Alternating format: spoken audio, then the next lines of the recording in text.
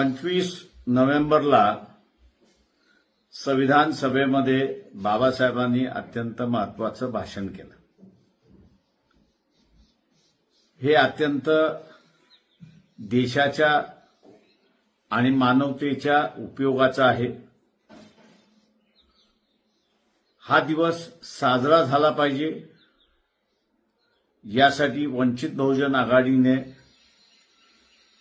25 नोव्हेंबरला मुंबई शिवाजी पार्क या ठिकाणी संविधान के सम्मान में जाहीर सभा आयोजित केलेली आहे. मी तमाम मानवतावादी जनतेस, देशप्रेमी जनतेस आवाहन करतो की आपण 25 नोव्हेंबरला मुंबईत शिवाजी पार्कच्या सभेला उपस्थित राहा. जय भीम,